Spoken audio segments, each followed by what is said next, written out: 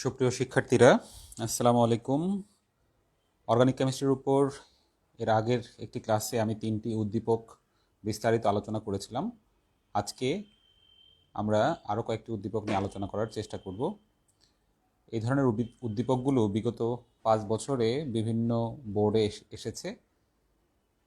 তো আজকে আমরা প্রথম যে উদ্দীপকটি আলোচনা করছি, দেখো প্রথম উদ্দীপক, পেপটাইড বন্ধন কি? এটি ছিল জ্ঞানমূলকের প্রশ্ন। পেপটাইড বন্ধন, পেপটাইড বন্ধন জিনিসটি কি সেটি বোঝার জন্য আমরা এই স্লাইডটি দেখতে পারি। জৈব অনুঘটক বা এনজাইমের উপস্থিতিতে উদ্ভিদ এবং প্রাণীদেহে অ্যামাইনো অ্যাসিডের পলিমারকরণ প্রক্রিয়ায় প্রোটিন উৎপন্ন হয়। তাহলে আমরা এখানে কি দেখলাম? জৈব অনুঘটক এনজাইম থাকবে,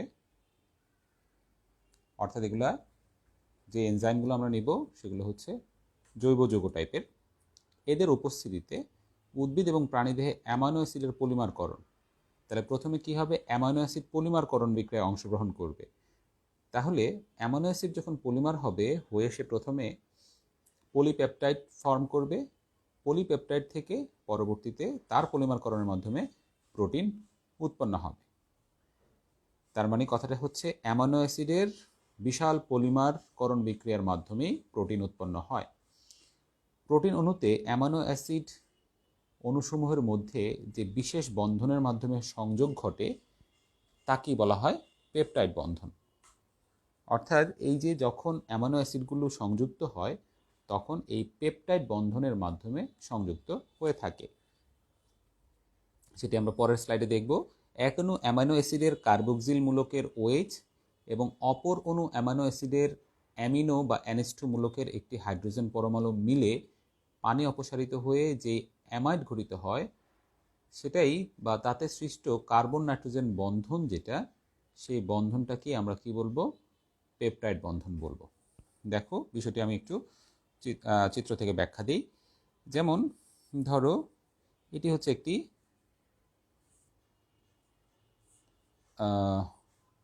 অ্যাসিড, অ্যামাইনো অ্যাসিড। শিক্ষার্থীরা খেয়াল করো, এটি হচ্ছে একটি অ্যামাইনো অ্যাসিড। তাহলে এখানে এই যে COOH আছে, এটি হলো COOH, আর এটি হচ্ছে NH2। তাহলে এই NH2 আর COOH মিলেই আমার অ্যামাইনো অ্যাসিডটি তৈরি হচ্ছে।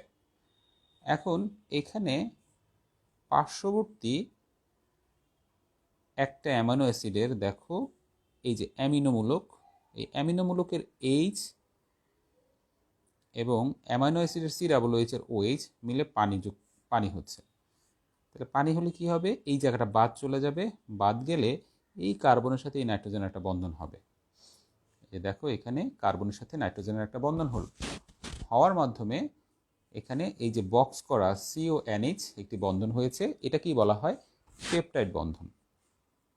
তার মানে দুটি অ্যামাইনো অ্যাসিড অণু থেকে পেপটাইড বন্ধন দ্বারা যে যৌগ তৈরি হয় তাকে ডাইপেপটাইড বলে। তাহলে এটি একটি অ্যামাইনো অ্যাসিড, এটি একটি অ্যামাইনো অ্যাসিড। তাহলে দুইটি অ্যামাইনো অ্যাসিড যৌগ,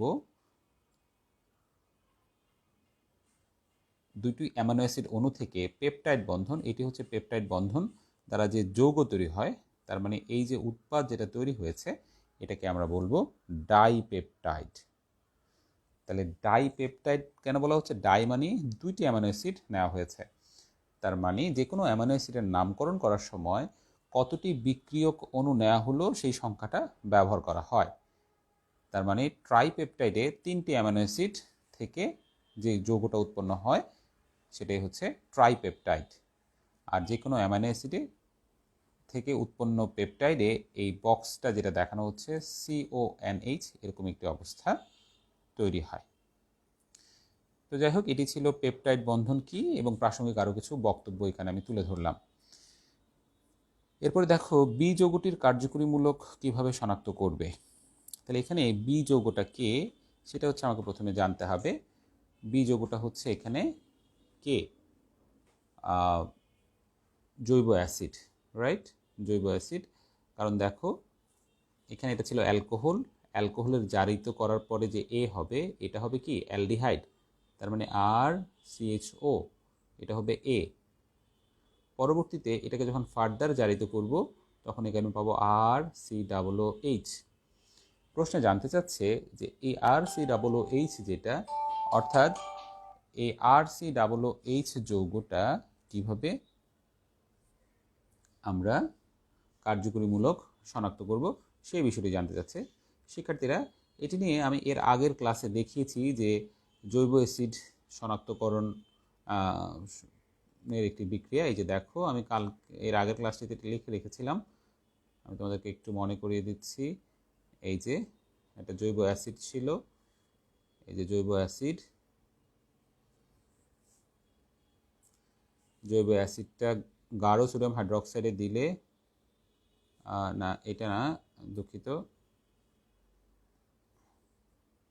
বিক্রিয়াটি সামনে আছে, হ্যাঁ এই যে সোডিয়াম কার্বনেট, এই যে জৈব অ্যাসিড, খেয়াল করো এটি হচ্ছে জৈব অ্যাসিডটি, এটি সোডিয়াম কার্বনেটের সাথে বিক্রিয়া করলে সোডিয়াম, এই ক্ষেত্রে মিথানয়েড তৈরি হয়, কার্বন ডাইঅক্সাইড হয় আর পানি হয়। এই কার্বন ডাইঅক্সাইডটা পরিষ্কার চুনের পানির মধ্যে দিলে সে ঘোলা দ্রবণ তৈরি করে। এভাবে আমরা সোডিয়াম কার্বনেট দ্বারা জৈব অ্যাসিড শনাক্ত করতে পারি। এই যেটি ছিল চিত্র, যে এখানে যদি দ্রবণের মধ্যে কার্বন ডাইঅক্সাইড উৎপন্ন হয়, অর্থাৎ এই বিক্রিয়াটি, এই যে এই টোটাল বিক্রিয়াটি যদি এই দ্রবণে হয়ে থাকে, ঠিক আছে, এই যে এই দ্রবণে যদি হয়ে থাকে, তাহলে এই কার্বন ডাইঅক্সাইড যখন এই দিক দিয়ে যাবে, গিয়ে এখানে যদি আগে থেকে চুনের পানি ক্যালসিয়াম হাইড্রোক্সাইড থাকে, তাহলে ক্যালসিয়াম হাইড্রোক্সাইডের সাথে এই কার্বন ডাইঅক্সাইড বিক্রিয়া করে ক্যালসিয়াম কার্বনেট তৈরি করবে। এই ক্যালসিয়াম কার্বনেটটা হচ্ছে ঘোলা দ্রবণ, এটা ঘোলা দ্রবণ। তার মানে যদি কার্বন ডাইঅক্সাইড উৎপন্ন না হয় তাহলে পরিষ্কার চুনের পানি ঘোলা হবে না। ঠিক আছে শিক্ষার্থীরা, এরপরে আমরা যদি সামনের দিকে তাকাই, সোডিয়াম বাইকার্বনেট দিয়েও বিক্রিয়াটি করা যায়। সোডিয়াম কার্বনেট দিয়ে করা যায়, বাইকার্বনেট দিয়েও করা যায়, একই রেজাল্ট হয়। এই ক্ষেত্রেও দেখো এই যে কার্বন ডাইঅক্সাইড উৎপন্ন হচ্ছে। প্রথমে বিক্রিয়ার ফলে এই যে এখানে বিক্রিয়াটা দেখানো আছে, দেখো সোডিয়াম মিথানয়েড হবে, কার্বন ডাইঅক্সাইড হবে, ওই কার্বন ডাইঅক্সাইড এই চুনের পানি, এটা পরিষ্কার চুনের পানি, এই চুনের পানিটাকে করবে ঘোলা করে দিবে। এইভাবে সোডিয়াম বাইকার্বনেট এবং সোডিয়াম কার্বনেট দুইটি দিয়ে করা যায়। তোমাদের কারো কারো কনফিউশন কাজ করে এটি কি যে কোনো একটা কিনা, কেউ বলে সোডিয়াম কার্বনেট, কেউ বলে বাইকার্বনেট। না শিক্ষার্থীরা, এক্ষেত্রে দুইটি সঠিক উত্তর। তুমি দুইটি দিলেও হবে, একটি দিলেও এক্ষেত্রে তুমি নাম্বার পাবে। এরপরের প্রশ্ন ছিল ফ্রিডেলক্রাফট বিক্রিয়ায় অনার্দ্র অ্যালুমিনিয়াম ক্লোরাইডের পরিবর্তে আর্দ্র অ্যালুমিনিয়াম ক্লোরাইড ব্যবহার করলে কি প্রভাব ঘটে। তাহলে ফ্রিডেলক্রাফট বিক্রিয়াটা কি সেটা সম্পর্কে আমাদের আগে একটু জানতে হবে, জেনে তারপরে আমরা যাব যে এখানে আসলে অনার্দ্র ব্যবহার না করে আর্দ্র ব্যবহার করলে প্রবলেমটা কোথায়। 3 মার্কসের প্রশ্ন যখন আসবে তখন তোমাকে কিন্তু আসলে একটু বিস্তারিতই বিষয়টি আলোচনা করতে হবে। তাহলে ফ্রিডেলক্রাফট বিক্রিয়ার মধ্যে দুইটা আছে, একটা হচ্ছে অ্যালকাইলেশন, একটা হচ্ছে অ্যাসাইলেশন। তাহলে ফ্রিডেলক্রাফট অ্যালকাইলেশন বিক্রিয়াতে কি হয়, তোমার অ্যালকাইল হ্যালাইড ব্যবহার করা হয়ে থাকে। তাহলে ফ্রিডেলক্রাফট অ্যালকাইলেশন বিক্রিয়াতে আমি যে অ্যালকাইল হ্যালাইড ব্যবহার করছি সেটা কার সাথে, বেনজিনের সাথে। তাহলে বেনজিন প্লাস কথার কথা মিথাইল ক্লোরাইড আমরা ব্যবহার করলে এই জায়গাতে আমার এরকম একটি যৌগ তৈরি হবে আর HCl তৈরি হবে। এটি ছিল মূল বিক্রিয়াটি। এখন এইখানে বলা হচ্ছে এই বিক্রিয়ার ক্ষেত্রে অ্যালুমিনিয়াম ক্লোরাইড ব্যবহার করা হয়। তার মানে এই বিক্রিয়াটির ক্ষেত্রে খেয়াল করো, এই বেনজিনের মধ্যে এই মিথাইল ক্লোরাইডের ইলেকট্রোফাইল অংশটি গিয়ে যুক্ত হয়। এখন এখান থেকে নর্মালি ইলেকট্রোফাইল তৈরি হয় না। আমরা যখন মিথাইল ক্লোরাইডকে অ্যালুমিনিয়াম ক্লোরাইডের উপস্থিতিতে রাখব, তখন এইখানকার ক্লোরাইড আয়নটি অ্যালুমিনিয়াম ক্লোরাইডের সাথে যুক্ত হয়। কিভাবে যুক্ত হয়? আচ্ছা, আগে একটু লিখি। তাহলে এখানে মিথাইল কার্বোক্যাটায়ন উৎপন্ন হয়, আর হচ্ছে AlCl4, এই যেটা এটা পুরাটা চলে আসে। এখন বন্ধনের দুইটা ইলেকট্রন নিয়ে সে চলে আসে, এটা মাইনাস ডেল্টা, এটা হচ্ছে প্লাস ডেল্টা। তার মানে এটা যখন চলে আসবে তখন এখানে মাইনাস চিহ্ন দিতে হবে। দেখো, যখন কোনো একটা বন্ধনের মধ্যে ইলেকট্রন টানাটানি হয় তখন কিন্তু প্লাস মাইনাস দেওয়া যাবে না, সেখানে ডেল্টা সাইন দিতে হবে। কিন্তু যখন বন্ধনটা ভেঙে যায় তখন সেটাকে পুরোপুরি প্লাস বা পুরোপুরি মাইনাস দিতে হয়। যেমন এখানে ভেঙে যাওয়ার কারণে এটা পুরোপুরি প্লাস দিয়েছি, এটা পুরোপুরি মাইনাস চিহ্ন দিয়েছি। এখন কথা হচ্ছে যে কেন এই ক্লোরাইডটা এখানে আসে, সেই জিনিসটা আমাদের জানা দরকার। সেটা জানতে হলে দেখো, আমরা যদি অ্যালুমিনিয়াম ক্লোরাইডের স্ট্রাকচারের দিকে তাকাই, তাহলে অ্যালুমিনিয়াম ক্লোরাইডে এরকম একটি অবস্থা থাকে। এখানে অ্যালুমিনিয়ামের ইলেকট্রনগুলোকে যদি আমি ডট চিহ্ন দিয়ে দেখাই, আর ক্লোরাইডের ইলেকট্রনগুলোকে যদি আমি ক্রস চিহ্ন দিয়ে দেখাই, তাহলে জিনিসটা দেখতে অনেকটা এরকম হবে। ঠিক আছে শিক্ষার্থীরা? তাহলে দেখতে এরকম হবে। তাহলে এখন দেখো, এই জায়গায় এই অ্যালুমিনিয়ামের কিন্তু এখন 6টা ইলেকট্রন আছে, বাট ক্লোরাইডের 8টা করে আছে। এই ক্লোরাইডের 8টা, কারণ কমন ইলেকট্রন দুজনের জন্যই কাউন্ট হবে। তার মানে এই জায়গায় 2টা ইলেকট্রনের শর্ট আছে অ্যালুমিনিয়ামের। কাজেই ক্লোরাইড আয়ন যখন আসে, ক্লোরাইড আয়ন তার যোজ্যতা স্তরে 8টা ইলেকট্রন থাকে ক্লোরাইড আয়নের, শুধু ক্লোরিনের 7টা, কিন্তু যেটা ক্লোরাইড আয়ন সেটার ক্ষেত্রে 8টা ইলেকট্রন। তার মানে 4 জোড়া। এখান থেকে সে 1 জোড়া ইলেকট্রন এখানে এই অ্যালুমিনিয়ামের অষ্টক ফিলাপের জন্য দিয়ে থাকে, দিয়ে এই AlCl4 গঠন করতে পারে। এখন প্রশ্নে বলেছে আর্দ্র অ্যালুমিনিয়াম ক্লোরাইড ব্যবহার করলে কি সমস্যা হবে। আর্দ্রর ক্ষেত্রে দেখো যে সমস্যাটা হবে, এখানে যে অ্যালুমিনিয়াম ক্লোরাইড আছে তার সাথে পানির বিক্রিয়া হতে পারে, কারণ আর্দ্র মানে সেখানে পানি ব্যবহার করা হচ্ছে, আর পানির মধ্যে অক্সিজেনের 2টা মুক্ত জোড় আছে, এটা তোমরা সবাই জানো। এটা কি 2টা মুক্ত জোড়, 2টি মুক্ত জোড় ইলেকট্রন। এই যে 2টা মুক্ত জোড় ইলেকট্রন আছে, এখান থেকে একটা মুক্ত জোড় সে এখানে দিয়ে দিতে পারে।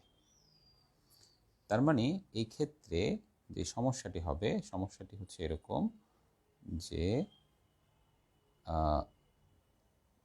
অ্যালুমিনিয়াম ক্লোরাইড পানির সাথে দেখা যাবে একটা সন্নিবেশ সমযোজী বন্ধন তৈরি করে ফেলবে। পানির সাথে যখন সে সন্নিবেশ সমযোজী বন্ধন তৈরি করে ফেলবে, তখন কিন্তু এই অ্যালুমিনিয়াম ক্লোরাইডের মধ্যে, একটু আগে আমরা যেটা দেখেছিলাম যে এই যে এই অ্যালুমিনিয়াম ক্লোরাইডের মধ্যে ক্লোরাইড আয়ন এসেছিল, এখন কিন্তু আর ক্লোরাইড আয়ন আসতে পারবে না। ক্লোরাইড আয়ন যদি আসতে না পারে, তাহলে এখান থেকে কিন্তু মিথাইল কার্বোক্যাটায়ন উৎপন্ন হবে না। মিথাইল কার্বোক্যাটায়ন যদি উৎপন্ন না হয়, তাহলে কিন্তু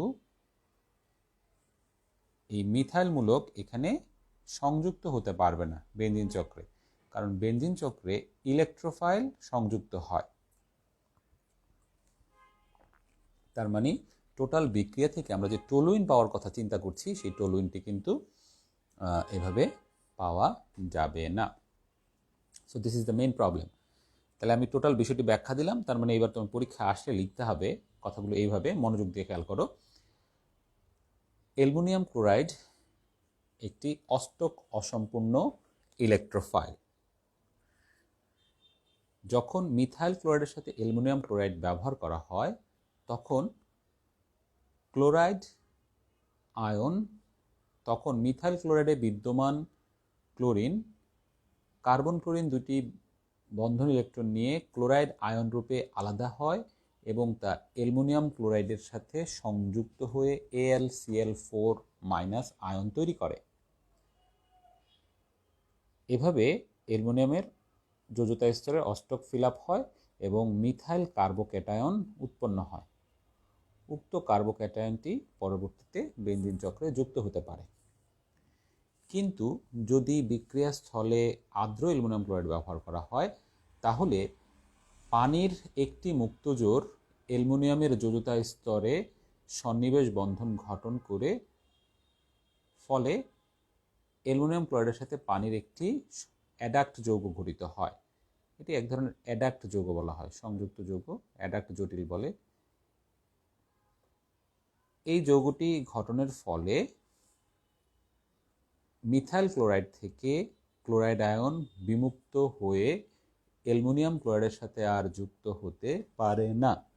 ফলে মিথাইল ক্লোরাইড থেকে ইলেকট্রোফাইল সহজে তৈরি হয় না এবং বেনজিনের সাথে মিথাইল ক্লোরাইডের বিক্রিয়াটিও সম্পন্ন হয় না, অর্থাৎ ফিরেল-ক্রাফট বিক্রিয়াটি এক্ষেত্রে সম্পন্ন হবে না। এটি হচ্ছে সমস্যা। কাজে এইভাবে আমাদেরকে বিস্তারিতভাবে বিক্রিয়াটির ব্যাখ্যা দিতে হবে। সো আশা করি তোমরা বিষয়টি ধরতে পেরেছ। ঘতে প্রশ্ন ছিল মিথানল থেকে কিভাবে ইথানল এবং ইথানল থেকে কিভাবে মিথানল রূপান্তর করবে সমীকরণ দিয়ে বুঝাও। শিক্ষার্থীরা, এই ধরনের প্রশ্ন কিন্তু পরীক্ষায় মাঝে মাঝেই আসে। পারস্পরিক রূপান্তর, দ্যাট ইজ মিথানল থেকে আমাকে বানাতে হবে ইথানল। খেয়াল করো, যখন আমরা ইথানল বানাবো তখন কার্বন সংখ্যা একটা বৃদ্ধি পাচ্ছে।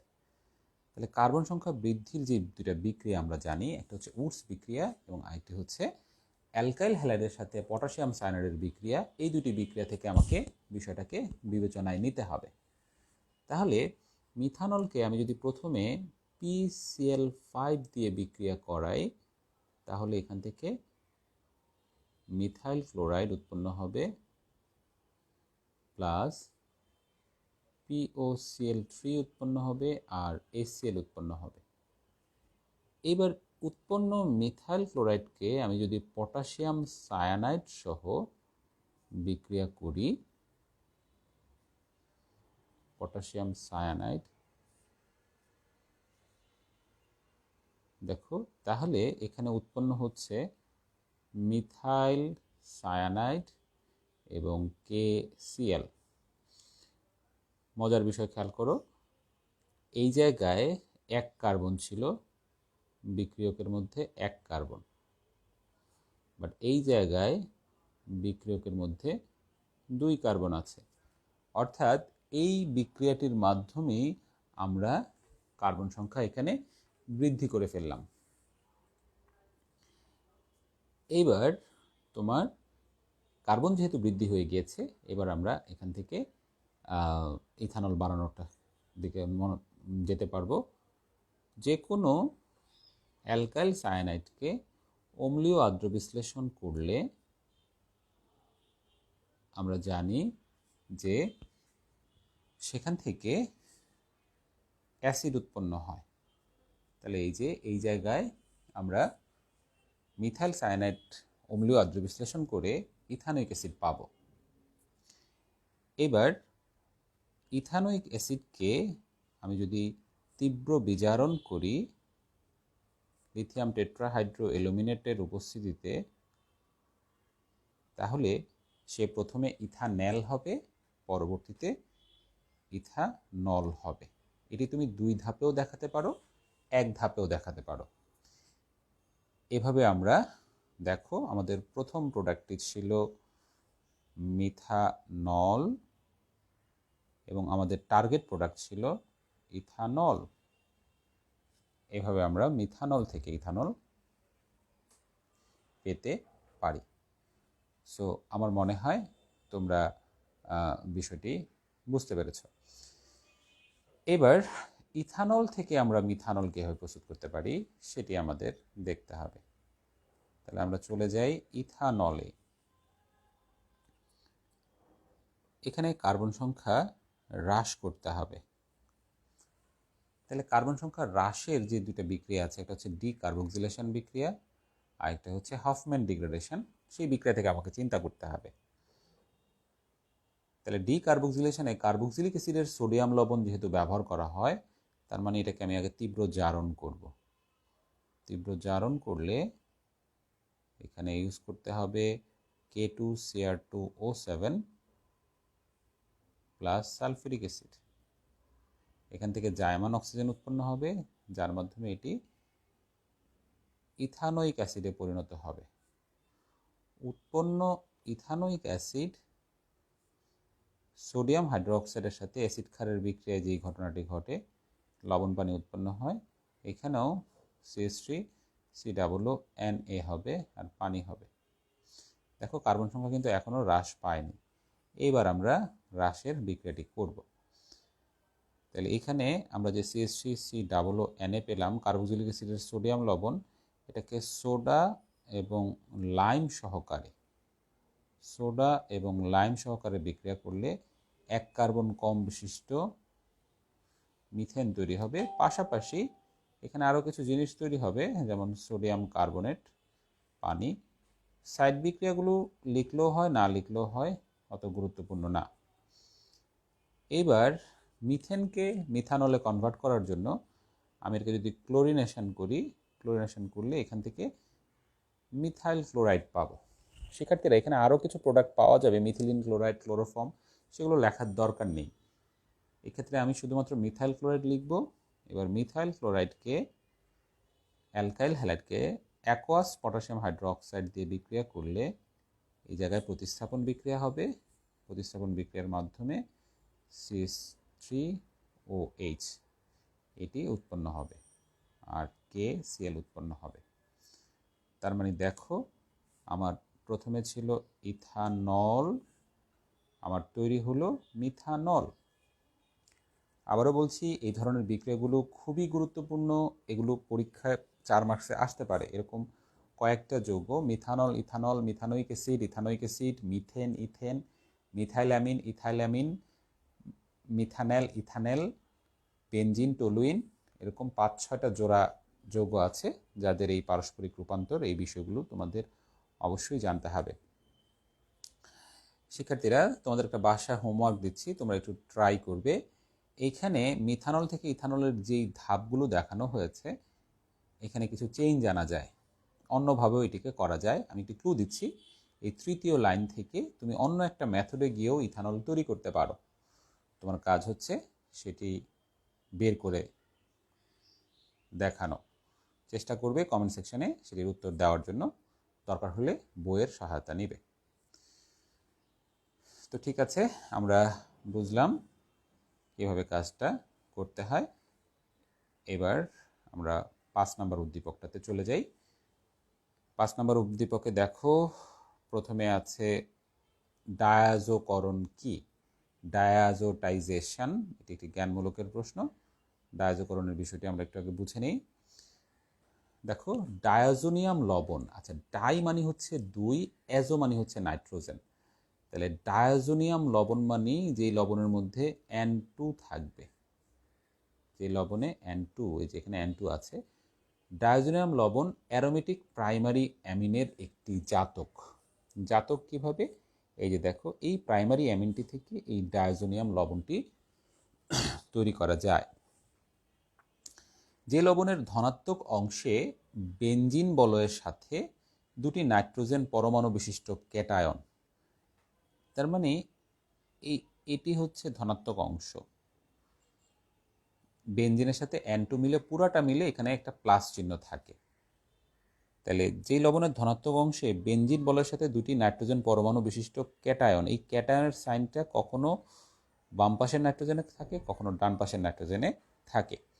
এই দেখো, এখানে দেখানো হচ্ছে বাম পাশের নাইট্রোজেনে, কখনো ডান পাশের নাইট্রোজেনে থাকে। এবং ঋণাত্মক অংশে অজৈব অ্যাসিডের একটি একযোজী অ্যাসিড মূলক, যেমন ক্লোরাইড, ব্রোমাইড ইত্যাদি, তার মানে এখানে কোনো একটা নেগেটিভ অ্যানায়ন থাকবে, ইত্যাদি অ্যানায়ন হিসেবে থাকে, তাকে ডায়াজোনিয়াম লবণ বলা হয়। তার মানে কথাটা কি দাঁড়ালো, যে যেই লবণের ধনাত্মক অংশে বেনজিন বলয়ের সাথে 2টি নাইট্রোজেন পরমাণু বিশিষ্ট ক্যাটায়ন এবং ঋণাত্মক অংশে অজৈব একযোজী অ্যাসিডমূলক, যেমন ক্লোরাইড, ব্রোমাইড ইত্যাদি অ্যানায়ন থাকে, তাকে ডায়াজোনিয়াম লবণ বলে। কেন লবণ বলছে? কারণ লবণের মধ্যে ক্যাটায়ন এবং অ্যানায়ন থাকে, এখানেও ক্যাটায়ন এবং অ্যানায়ন বিদ্যমান।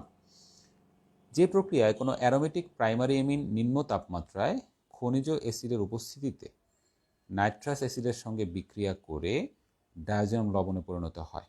কয়েকটা কথা আছে। নিম্ন তাপমাত্রা 0 থেকে 5 ডিগ্রিতে এটা করা হয়। 5 ডিগ্রির উপরে হলে ডায়াজোনিয়াম লবণটা ভেঙে যায়, এটা আনস্টেবল হয়ে যায়। দ্বিতীয় কথা হচ্ছে যে এখানে তোমার অ্যারোমেটিক প্রাইমারি অ্যামিন খনিজ অ্যাসিডের উপস্থিতিতে, এটা সাধারণত নাইট্রাস অ্যাসিড হচ্ছে HNO2, এই যে এখানে লেখা আছে দেখো নাইট্রাস অ্যাসিডটা খুব আনস্টেবল, তাই এটাকে সোডিয়াম নাইট্রাইট আর HCl থেকে তাৎক্ষণিক তৈরি করা হয়। তার মানে আমি যখন কাজ করব ল্যাবে তখন সরাসরি নাইট্রাস অ্যাসিড ব্যবহার না করে আমরা তখন সোডিয়াম নাইট্রাইট এবং HCl এর মিশ্রণ ব্যবহার করব, যেই মিশ্রণ থেকে নাইট্রাস অ্যাসিড উৎপন্ন হবে। তাহলে ডায়াজোনিয়াম ক্লোরাইড এর বিক্রিয়ায় কোন অ্যাসিড লাগে? Nitrous acid. নাইট্রাস অ্যাসিড কোন কোন পদার্থ থেকে পাওয়া যায়? সোডিয়াম নাইট্রাইট এবং HCl। এটি কিন্তু পরীক্ষায় আসতে পারে। তাহলে নাইট্রাস অ্যাসিডের সঙ্গে বিক্রিয়া করে ডায়াজোনিয়াম লবণে রূপান্তরিত হয়, তাকে ডায়াজোটাইজেশন বা ডায়াজোকরণ বিক্রিয়া বলা হয়। সো আশা করি তোমরা বিষয়টি বুঝতে পেরেছ। ঠিক আছে, এবার আমরা একটু দেখি যে এখানে আর কি কথা আছে। অ্যালকোহল পানিতে দ্রবণীয়। অ্যালকোহল পানিতে দ্রবণীয় কেন, এই বিষয়টি আমরা নিশ্চয়ই জানি। হ্যাঁ, অ্যালকোহল পানিতে দ্রবণীয় কেন, ঠিক আছে, আমি বিষয়টি একটু দেখাই। অ্যালকোহলের মধ্যে যে জিনিসটা হয়, অ্যালকোহলে হচ্ছে তোমার যেমন C2H5OH, এখানে অধিক তড়িৎ ঋণাত্মক অক্সিজেন থাকে, সে তার নিজের দিকে ইলেকট্রন ঘনত্ব টেনে নেয়। সে যখন নিজের দিকে ইলেকট্রন ঘনত্ব টেনে নেয় তখন এরকম একটা অবস্থার তৈরি হয়। যখন এরকম একটি অবস্থার তৈরি হয় তখন যেই ঘটনাটা ঘটে সেটি হচ্ছে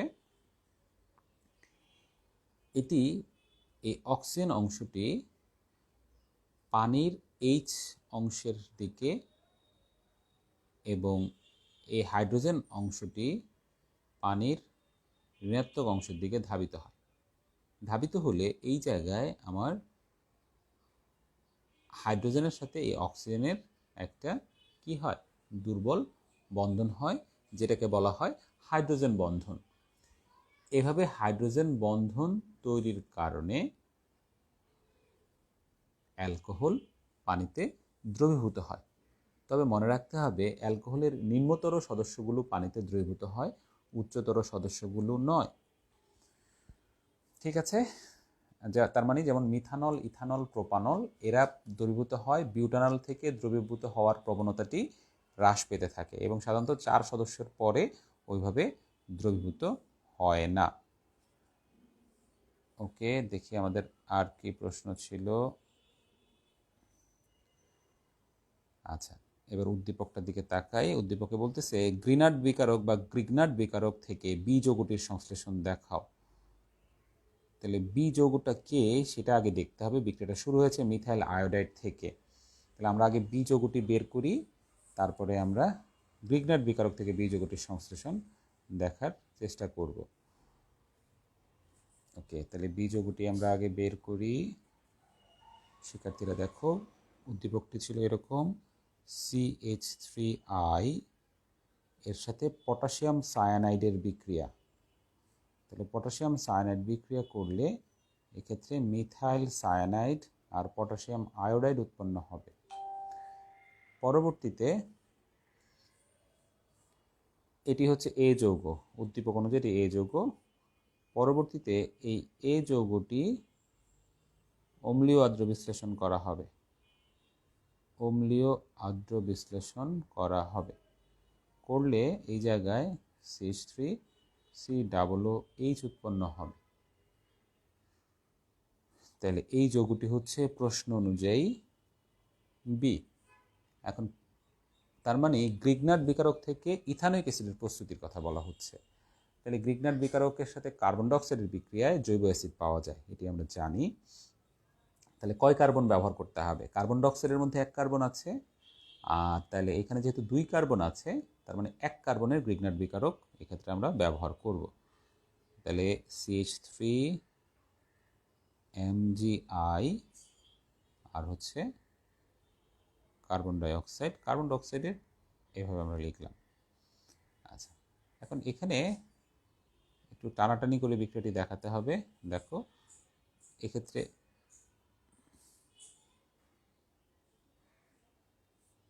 আমরা জানি যে Grignard বিকারকে alkyl group electron আকর্ষী group, তাহলে এই জায়গাটা হবে মাইনাস ডেল্টা, এটা প্লাস ডেল্টা। আর এখানে তুমি যে কোনো এক সাইডেই দেখাতে পারো, এটা তোমার ইচ্ছা। যে কোনো এক সাইড ইলেকট্রন ঘনত্ব টেনে নেবে, তাহলে এটা মাইনাস ডেল্টা, এটা প্লাস ডেল্টা। তাহলে এই জায়গায় এই যে কার্বন যেটা প্লাস, কার্বন প্লাসের সাথে যুক্ত হবে মাইনাস, তার মানে CH3। আর ও যেটা মাইনাস, সেই মাইনাসের সাথে যুক্ত হবে MgI। এটি হচ্ছে ফ্যাক্টর। এখন এইখানে অক্সিজেনের তড়িৎ ঋণাত্মকতা ম্যাগনেসিয়াম অপেক্ষা অনেক বেশি, যার কারণে এটিকে আবার আমরা অম্লীয় আর্দ্র বিশ্লেষণ করব। অম্লের উপস্থিতিতে আর্দ্র বিশ্লেষণ করলে পানির আয়নিত হওয়ার টেন্ডেন্সি বৃদ্ধি পায়, তাই এটাকে অম্লীয় আর্দ্র বিশ্লেষণ করা হয়। আর এই জায়গায় অক্সিজেনের তড়িৎ ঋণাত্মকতা বেশি, তাই অক্সিজেন মাইনাস, আর এই জায়গায় প্লাস। তাহলে আমার কি হবে, এখানে OH হবে, এই Hটা এখানে আসবে আর MgI এর সাথে OH যাবে। তাহলে জিনিসটা হচ্ছে কীরকম, COCH3 আর এই জায়গায় হবে OH আর MgOHI, আর এটার সাথে তৈরি হবে MgI তো আছেই একটা, OH। তুমি যদি এক্স্যাক্টলি বন্ধন দিয়ে দেখাতে চাও তাহলে এভাবে দেখানো যায়, এই যে ম্যাগনেসিয়ামের দ্বিযোজ্যতা, অক্সিজেনের দ্বিযোজ্যতা। এভাবে আমরা গ্রিগনার্ড বিকারক থেকে বি যৌগটি পেতে পারি। তাহলে তোমাকে এখানে এই সবগুলো বিক্রিয়াই দেখাতে হবে। প্রথমে উদ্দীপকের বিক্রিয়াগুলো দেখাতে হবে, উদ্দীপকের বিক্রিয়া দেখানোর জন্য তুমি 1 মার্কস পাবে। পরবর্তীতে তুমি এই নিচের বিক্রিয়াটি দেখানোর জন্য আরও 1 মার্কস এবং এটির একটি ব্যাখ্যা দাঁড় করাবে। টোটাল এইভাবে 3 মার্কস পেতে পারো। সর্বশেষ ঘয়ে কি প্রশ্নটা ছিল, আমরা একটু সেই ঘয়ের প্রশ্নটার দিকে তাকাই। ঘয়ে বলতেছে ডি যৌগটির অম্লধর্ম এবং বিজারণ ধর্ম উভয়ই আছে। তাহলে আগে ডি যৌগটা কে সেটা আমরা বের করে নেই, তাহলে আমরা সেটা করতে পারবো। এখানে মিথাইল অ্যালকোহল হবে, পরে সেটা মিথানোইক অ্যাসিড হবে তীব্র জারণে, রাইট? তাহলে আমরা একটু দেখি, যদি ডি যৌগটার জন্য CH3I, পটাশিয়াম হাইড্রোক্সাইড, অ্যালকোহলীয় অ্যাকোয়াস ইউজ করলে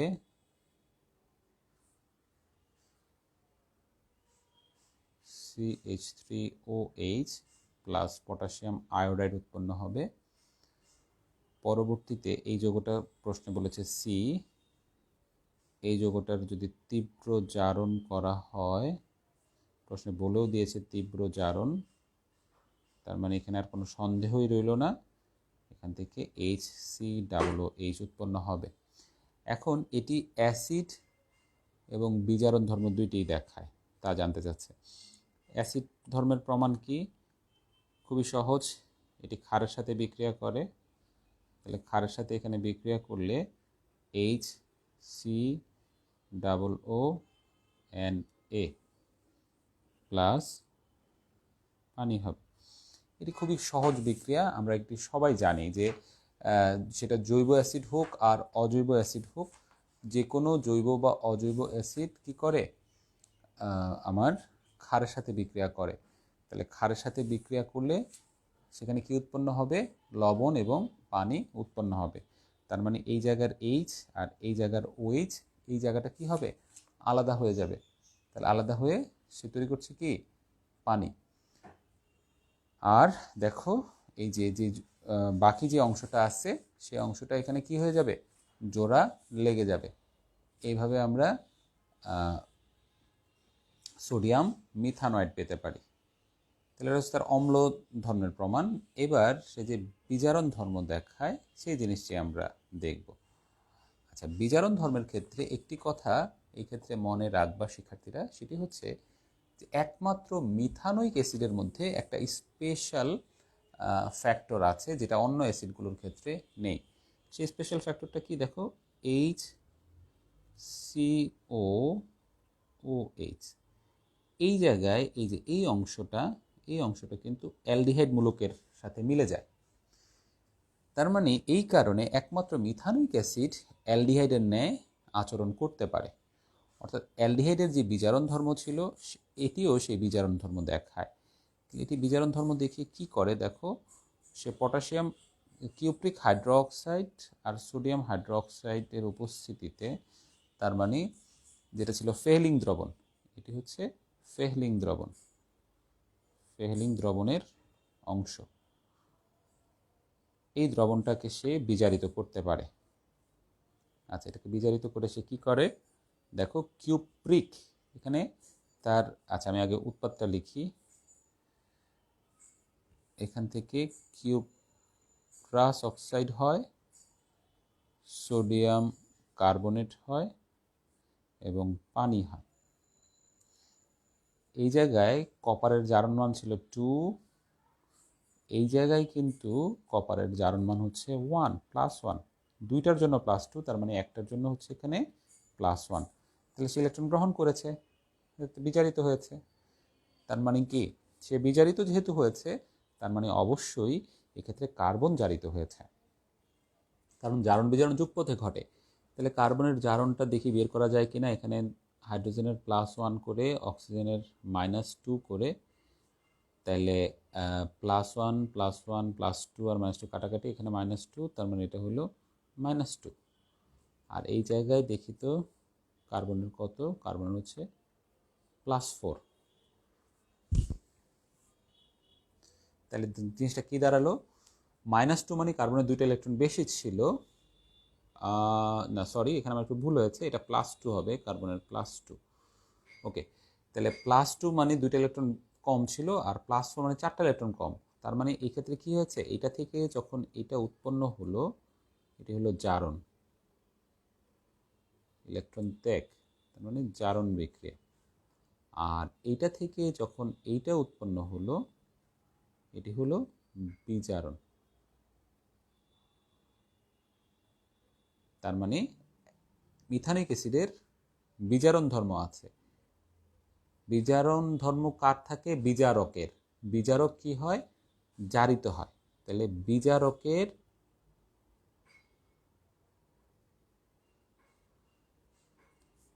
বিজারণ ধর্ম আছে।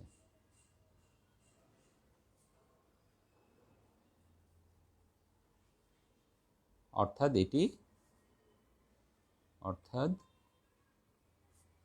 এটি জারিত হতে পারে।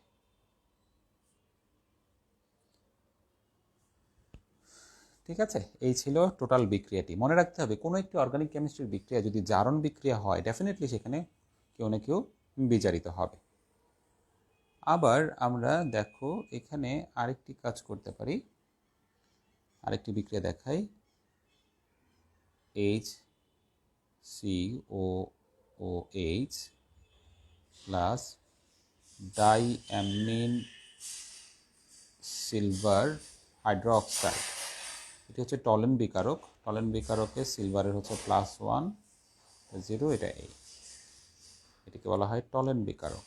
টলেন,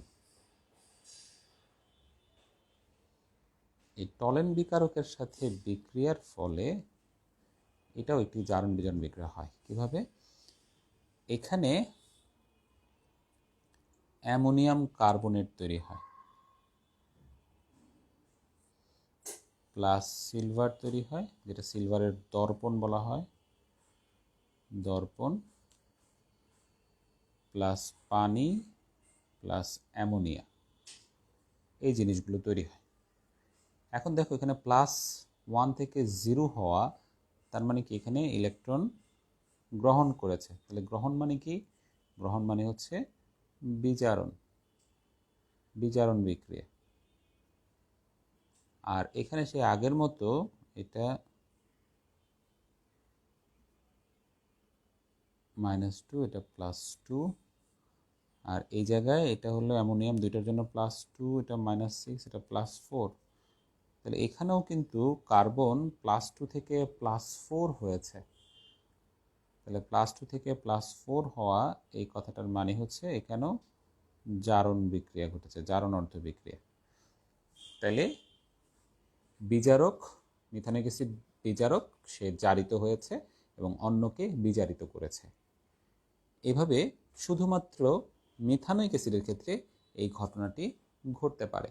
এক্ষেত্রে তোমাদের লিখে দিতে হবে যে মিথানিক অ্যাসিডের মধ্যে CHO এই অংশটি থাকায় সে অ্যালডিহাইডের মতো বিজারণ ধর্ম দেখায়, অর্থাৎ এটি একটি বিজারক। ঠিক আছে শিক্ষার্থীরা, তাহলে এই দুটি বিক্রিয়া হলো বিজারণ ধর্মের। একটি দিয়ে ডিটেল ব্যাখ্যা দিলেও হবে, দুটি দিলে খুবই ভালো। আর এটি হচ্ছে তোমার কি অ্যাসিড ধর্মের ব্যাখ্যা। এভাবে লিখে আমার 4 মার্কস ক্যারি করতে হবে। তো ঠিক আছে শিক্ষার্থীরা, আজকে এই পর্যন্তই। তোমাদের কোনো কোশ্চেন থাকলে অবশ্যই তোমরা কমেন্ট সেকশানে জানাবে। সবাই ভালো থেকো। আসসালামু আলাইকুম।